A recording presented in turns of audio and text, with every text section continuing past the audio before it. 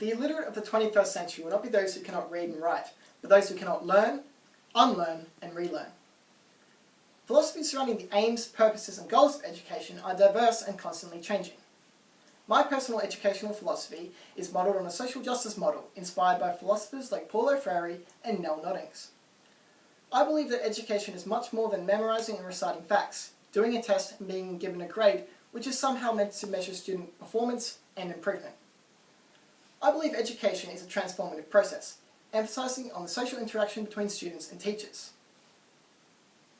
In my opinion, the purpose and aim of education is to provide all students with equal access to opportunities to reach their potential, and that teachers celebrate and value all students regardless of ethnicity, gender, and socio-economic status.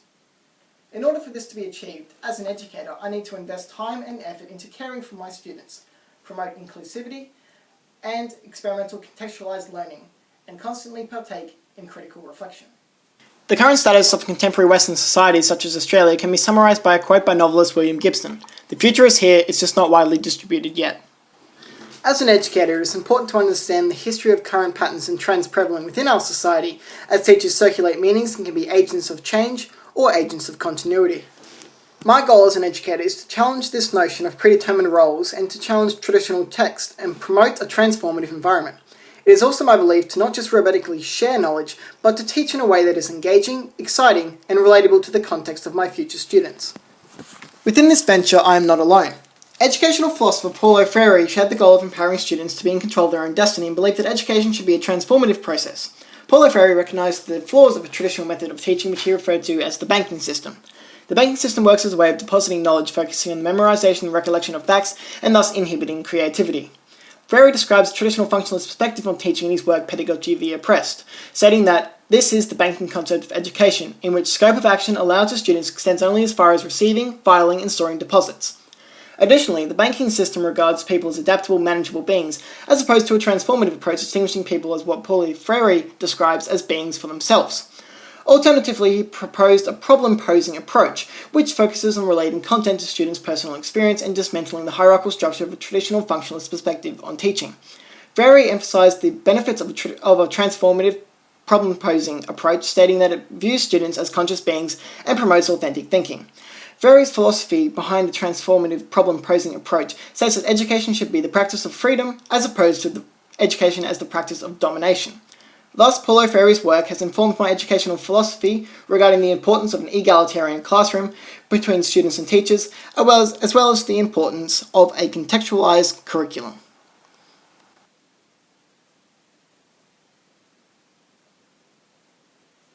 In collaboration with Paulo Freire, educational philosopher Nell Noddings puts an emphasis on the caring aspect to education. In addition to Freire, Nell Noddings' work contradicted the traditional functionalist perspective on education.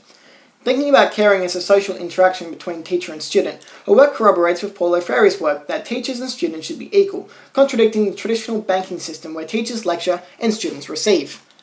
Another educational philosopher, John Dewey, argues that teachers need to understand the experience and interests of their students and relate to these experiences regarding their specific subject areas.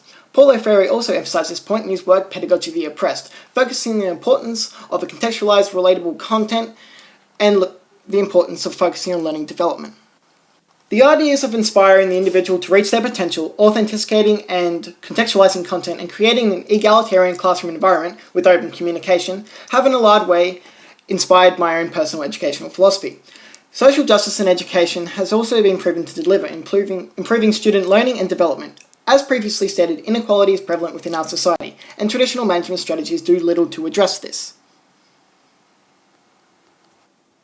One of the ways that educators can promote social justice and inclusion is through inclusive leadership. Inclusive leadership needs to have a nurturing dialogue and have an emphasis on student learning and classroom practice.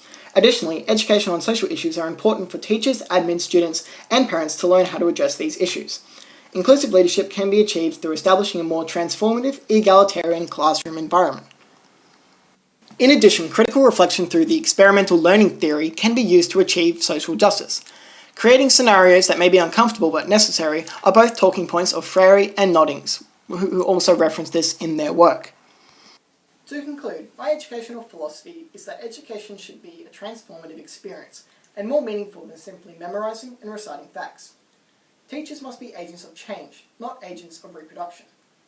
Educational philosophers Paulo Freire, Nell Noddings, and John Dewey have all helped to create my educational philosophy with an emphasis on the importance of the social interaction between students and teachers, contextualised and relatable content, and caring for all students. Additionally, teachers must also include all students and critically reflect on their practices in order to achieve social justice.